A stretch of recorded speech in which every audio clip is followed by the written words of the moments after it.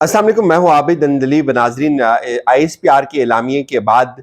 جو آج عمران خان کا خطاب تھا وہ میرے لیے کم از کم غیر معمولی تھا۔ عمران خان اس پورے خطاب میں انہوں نے براہ راست مخاطب کیا ہے اس اعلامیے کو، اس اعلامیے کا انہوں نے جواب دیا ہے، اور اس سے یہ لگتا ہے جو آج کی ان کی تقریر تھی اس میں عمران خان ایک تو وہ لڑائی کو جو ہے وہ نیکسٹ لیول پر لے کر چلے گئے۔ عمران خان نے بہت ساری باتیں کی، ایک ایک جواب انہوں نے اسپیسیفکلی دیا ہے اس اعلامیے کے اوپر۔ ایک تو جو اعلامیہ تھا جس میں اس کی جو تیسری لائن تھی کہ انسانی حقوق کی خلاف ورزیوں کے حوالے سے جو بات ہو رہی ہے، اس کے اوپر عمران خان نے یہ کہا کہ میرے جو 10,000 کارکن ہیں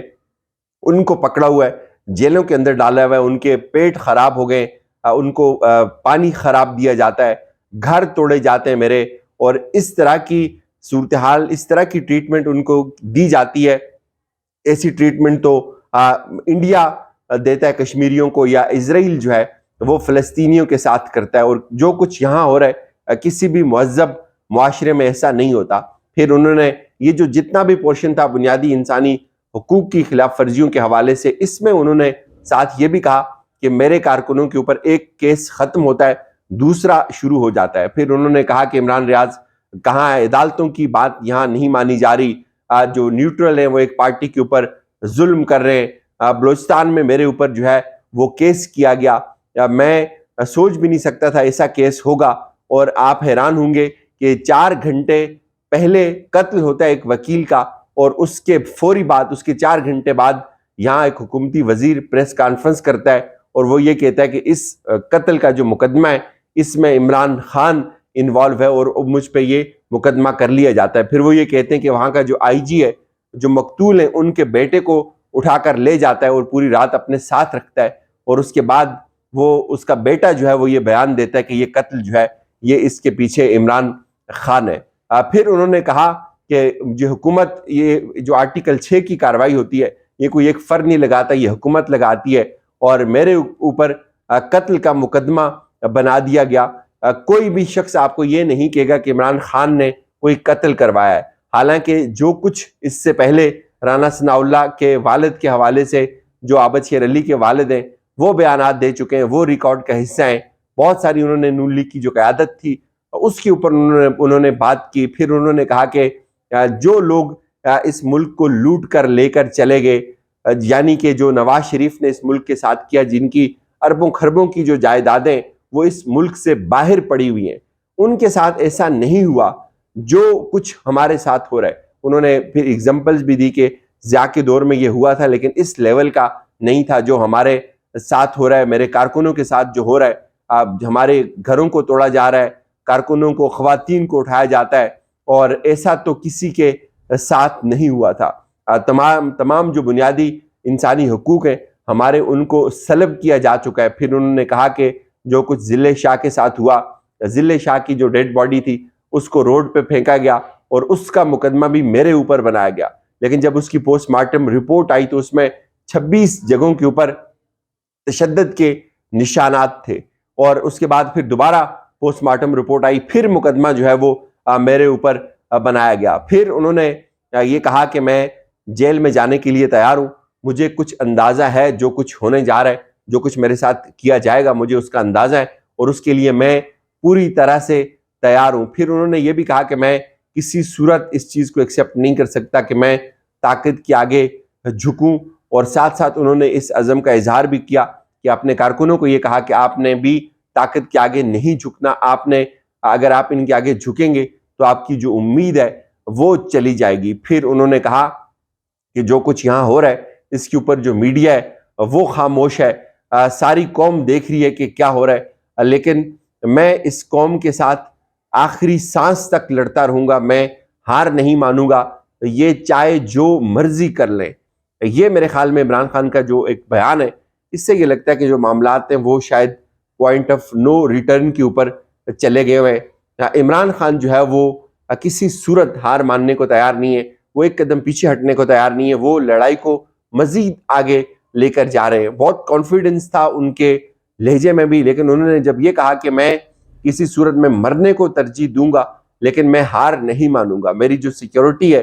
اس کو واپس لے لیا گیا ہے، جو میرے سیکیورٹی کے جو چیف ہیں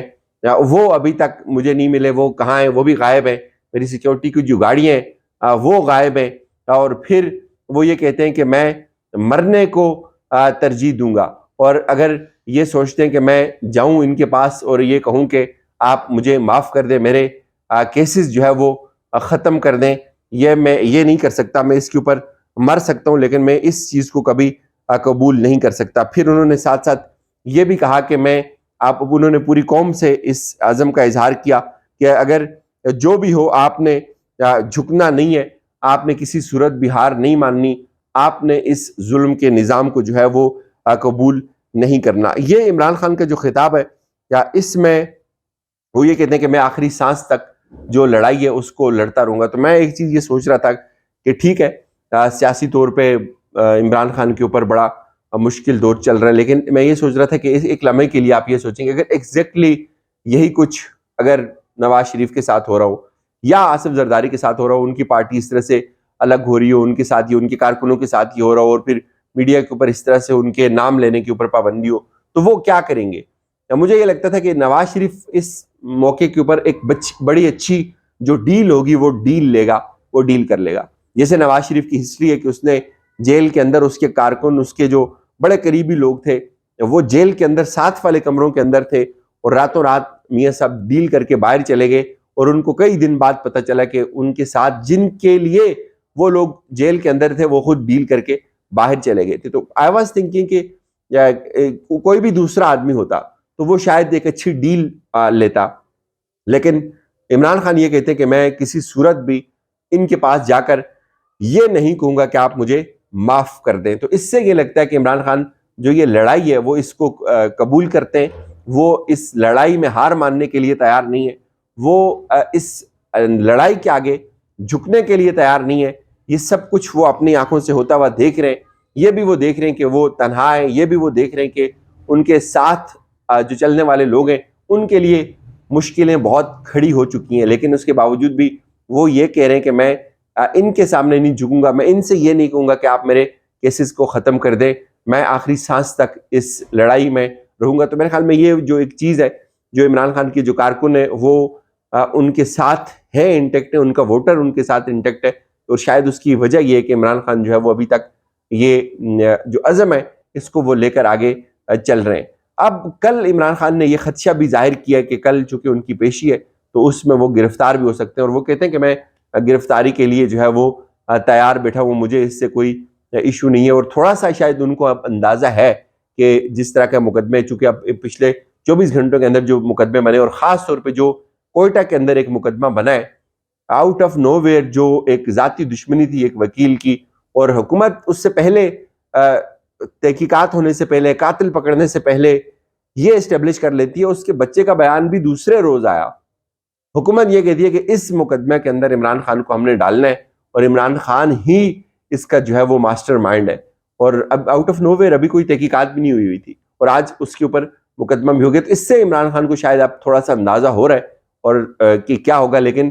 انہوں نے جو موقف دیا آج اس سے کہیں بھی یہ نہیں لگتا کہ وہ کسی بھی صورت میں کوئی کمپرومائز کرنے کو تیار ہیں، ان حالات میں بھی وہ لڑائی کو آخری لیول تک لے کے جا رہے ہیں۔ اجازت دیجیے، اپنا فیڈ بیک دیجیے گا۔ خدا حافظ۔